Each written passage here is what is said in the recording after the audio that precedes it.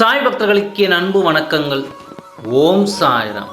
என் அன்பு குழந்தையே, என்னை பரிபூர்ணமாக நம்பி இதை முழுவதுமாக கேள். உன் பிரச்சனைகள் எதுவாக இருந்தாலும் அதற்கு பரிகாரம் என்னிடம் உண்டு.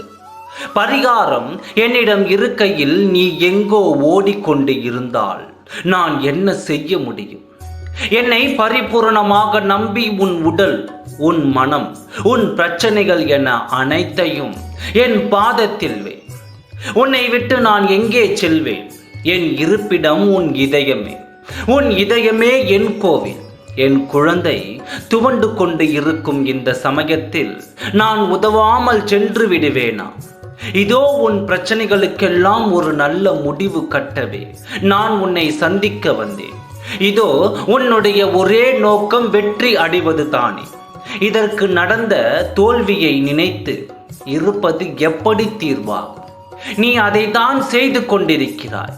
நீ கடந்து வந்த தோல்வியிலேயே துவண்டு கொண்டு இருந்தால் இனி வரப்போகும் வெற்றியை எவ்வாறு வரவேற்பாய்?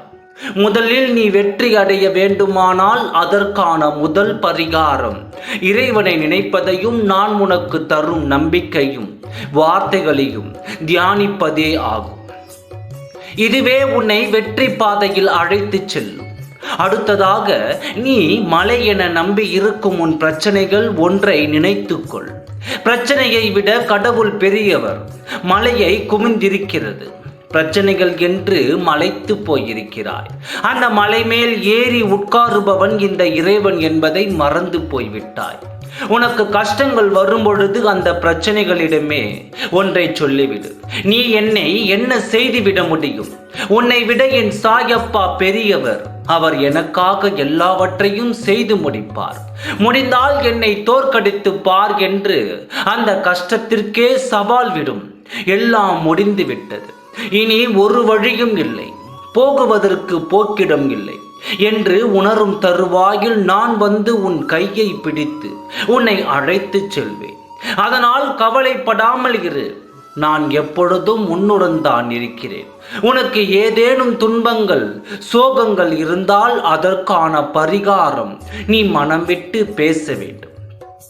யாரிடம் பேச வேண்டும் என்று யோசிக்காதே. உன் சாயப்பா என்னிடம்தான் உன் மனதில் உள்ளதை கொட்டி தீர்க்க வேண்டும்.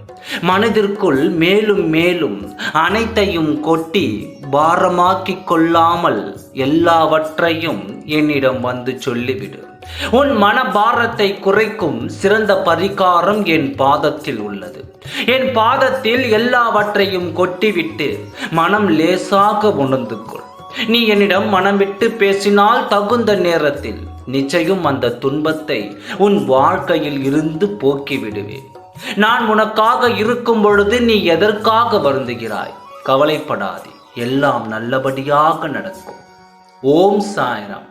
நன்றி, வணக்கம்.